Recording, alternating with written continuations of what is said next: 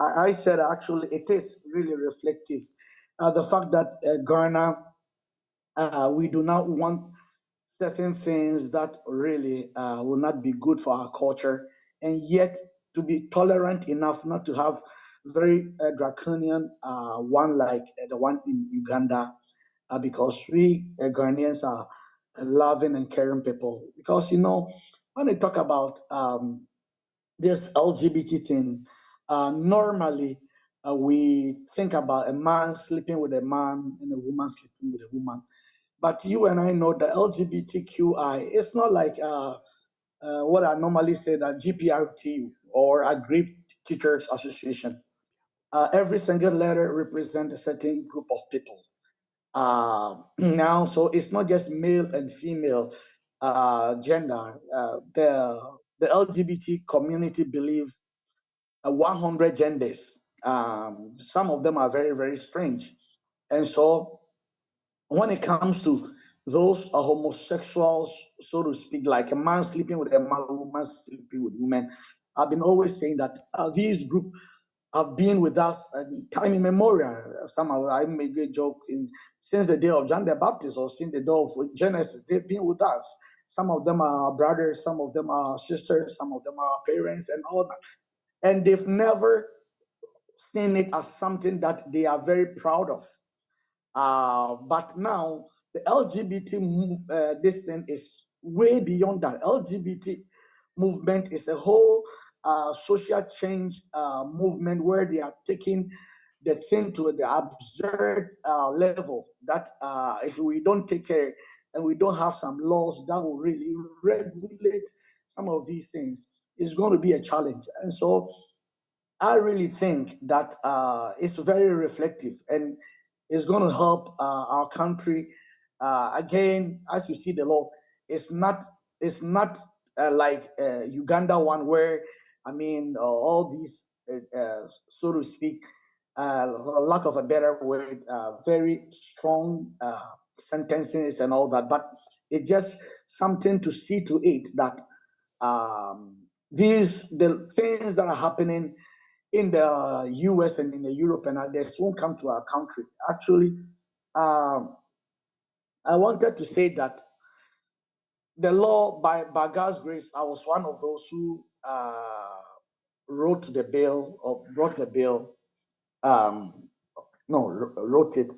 And I would like to really, for people to understand the spirit of the bill, not so much of the letter of it.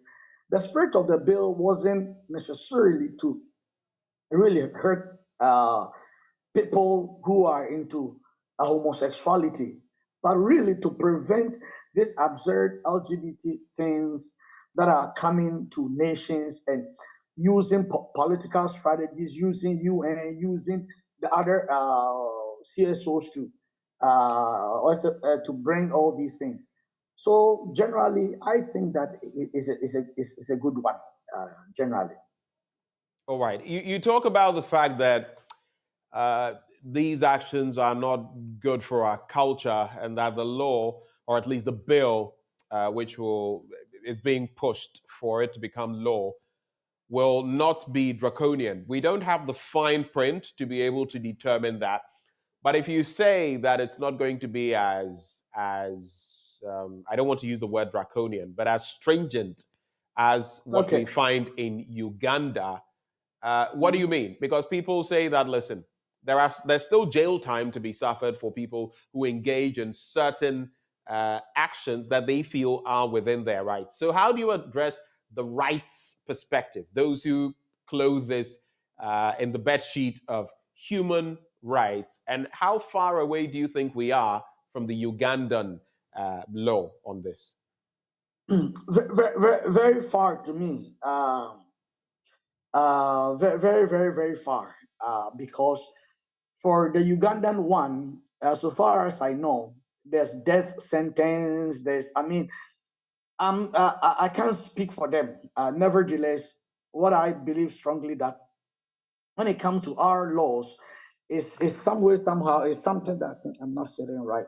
Okay, our laws is some way somehow, as I said, is very much to protect those strange cisgender and non-binary and pansexual. A pansexual is somebody who sleeps with both animate and inanimate objects. Now, we don't talk about bestiality. The LGBT people say there's no bestiality, but they have a term for what they are doing. And so it is actually something that we want to prevent. But must also remember that the law is not there to, for example, somebody, we were in Cape Coast University last week doing a seminar, and one professor, a very good friend of mine, came to me and said, "Yeah, the bill you guys have done well. So my fear is that it's going to give advantage for people to be accusing people wrongly, beating them and stuff." I said, "Bro, it's exactly actually the opposite. If you read the bill will tell you that anyone who take the law into his or her own hands and try to hurt somebody, that person, the law is also going to deal with him or her." In fact, here in Ghana now, people will see somebody and they make, "Hey, and they make all those fun, or just try to bring the person, stereotyping people and stuff. The bill is actually frowned upon some of these things. So it's quite different from that. Remember, this is done very much in the context of Ghanaian culture. And Ghanaian culture is a culture of tolerance. Tolerance doesn't mean that we should open up for people to do whatever that they want. All right. Thank you for those initial thoughts.